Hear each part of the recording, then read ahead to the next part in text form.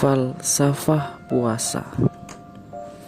Kalau kita pernah membaca, puasa itu kan salah satu ibadah yang secara terang-terangan disebutkan dalam kitab Al-Quran bahwasanya puasa ini dijalankan oleh semua umat-umat terdahulu.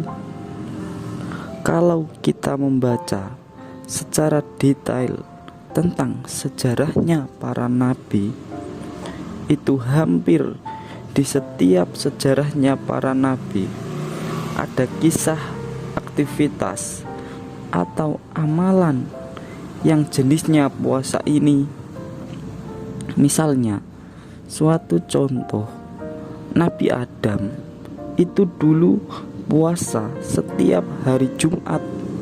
Ada juga yang meriwayatkan bahwa Nabi Adam itu puasa pada tanggal 10 Muharram, dikarenakan pada hari itu beliau bertemu dengan Ibu Hawa di muka bumi. Ada juga yang bilang Nabi Adam itu puasa 40 hari 40 malam di setiap tahun dan lain sebagainya. Selanjutnya Nabi Nuh itu puasa selama beliau berada di atas perahu, dan nanti setelah turun dari perahu ada riwayat juga yang menyatakan beliau puasa 3 hari setiap bulannya. Nabi Yakub ini adalah ayahnya dari Nabi Yusuf. Beliau sering puasa untuk keselamatan putra-putranya. Putranya sendiri, Nabi Yusuf, itu juga berpuasa. Puasa sejak dalam sumur, puasa saat ada di penjara, puasa saat menjadi menteri. Bahkan ada riwayat beliau yang menyebutkan ketika beliau menjadi menteri perekonomian di Mesir, beliau juga berpuasa saat itu. Ada kalimat yang sangat populer dari Nabi Yusuf itu, mengapa beliau kok masih puasa meskipun sudah menjadi menteri? Jawabannya Nabi Yusuf, karena aku khawatir kalau aku kenyang, nanti aku bisa lupa dengan kelaparannya, kondisi perutnya fakir miskin. Beliau ini kan dulu menteri urusan ekonomi yang mengurusi kesejahteraannya rakyat. Maka beliau itu puasa biar beliau tidak lupa bahwa seperti ini loh rasanya lapar itu, sehingga beliau semangat untuk membantu kaum fakir miskin pada saat itu.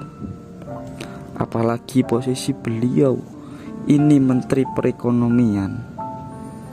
Ada lagi contoh, misalnya Nabi Yunus ini beliau berpuasa saat ditelan oleh ikan paus selama beberapa hari. Nabi Ayub ini juga puasa saat beliau menjalani ujian sakit kulitnya. Lalu Nabi Musa ini, menurut suatu riwayat, beliau sebelum menerima wahyu di Bukit Sina, beliau ini berpuasa selama 40 hari 40 malam. Lalu Nabi Daud, nah kalau ini semuanya pasti sudah kenal, yang dikenal dengan nama puasa Daud.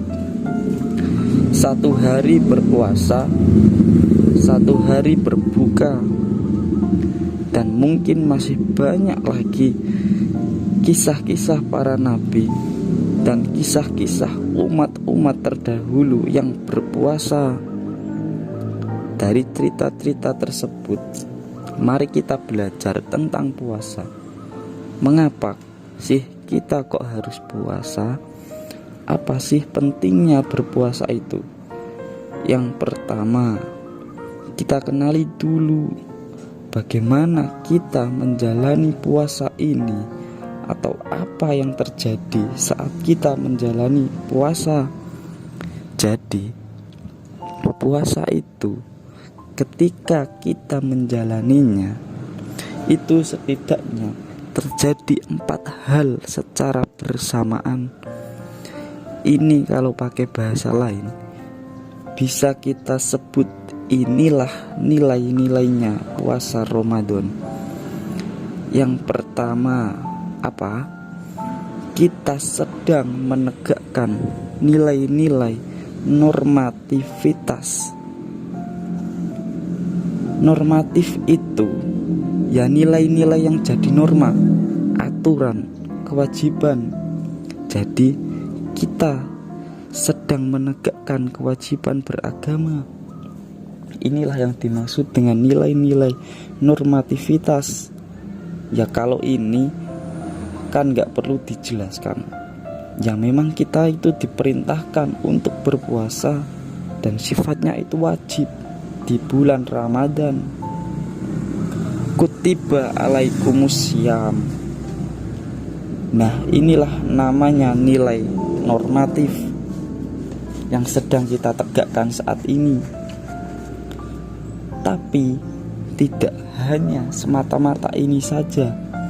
Ketika kita menjalani puasa, kita juga sebenarnya sedang melakukan suatu pembersihan diri. Inilah yang disebut nilai purifikatif. Makanya itu kan dijelaskan dalam surat Al-Baqarah bahwa puasa itu disebut puncaknya adalah ketakwaan. Orang yang bertakwa itu kan orang yang batinnya jernih, sehingga anggota tubuhnya secara otomatis itu sukarela menjalani perintah Tuhan dan menjauhi segala larangannya. Nah, puasa ini membersihkan kekotoran-kekotoran diri kita, hasrat, hawa nafsu, dan macam-macam itu dikontrol dan dikendalikan, ditahan di saat waktu puasa. Inilah namanya kita sedang melakukan purifikasi, suatu pembersihan. Berarti nilai pertama tadi ada nilai normatif. Nilai kedua, nilai purifikatif. Puasa itu kita menjalani kewajiban sekaligus membersihkan diri. Itu yang kedua. Yang ketiga, nilai preventif. Preventif ini bisa kita artikan sebagai nilai pencegahan. Puasa ini dalam kehidupan kita fungsinya semacam rem. Kita ini sepanjang tahun bagaikan seperti orang lari. Maka saat hadir bulan Ramadan ini, saatnya kita mengendalikan diri kita. Kita rem diri kita sebaik-baiknya. Inilah fungsi preventif. Bahkan tidak hanya Ramadan, ada banyak hadis yang menjelaskan bahwa puasa itu adalah benteng kita. As-saumu junnatun. Jadi ini tidak hanya di bulan Ramadan. Rasulullah Shallallahu Alaihi Wasallam itu pernah menyarankan, wahai anak-anak muda, barang siapa yang sudah mampu maka kawinlah, tapi yang tidak mampu maka berpuasalah, karena puasa bisa jadi benteng. Inilah maksud dari nilai preventif itu. Kalau sedang tidak puasa, kita buka diri kita selebar-lebarnya, maka apapun itu bisa masuk ke dalam diri kita ini, yang baik maupun yang buruk, yang kotor maupun yang indah, semuanya akan masuk ke dalam diri kita ini. Tetapi karena kita puasa, kita itu dilatih untuk preventif, menahan diri, memasukkan ke dalam diri kita hal-hal yang baik saja. Khawatir kalau puasanya itu akan batal. Jadi puasa itu berfungsi preventif. Inilah nilai ketiga yang harus kita hidupkan saat kita sedang melaksanakan puasa. Akan tetapi kalau kita lihat, terkadang itu masih saja ada kendala yang muncul. Misalnya saja, masih ada orang yang saat puasa itu ngomongnya masih tidak dikontrol, masih banyak menyakiti perasaan hati orang lain. Nah, berarti itu puasanya kurang sempurna. Harusnya puasa itu kan bisa menjadi nilai preventif, jadi mencegah kita, membentengi diri kita dari hal-hal yang sulit kita hindari kalau kita itu sedang tidak puasa. Jadi hal ini boleh dipraktekkan ketika kita sedang merasa galau, merasa sedih, merasa ada masalah dan macam-macam. Boleh melakukan puasa karena dia mempunyai fungsi jannah, dia punya fungsi benteng. Itu adalah nilai yang ketiga. Lalu yang terakhir, yang keempat, puasa berfungsi preservatif. Kalau preventif itu kan menjaga, preservatif itu memelihara, preventif itu membentengi, preservatif itu memelihara diri.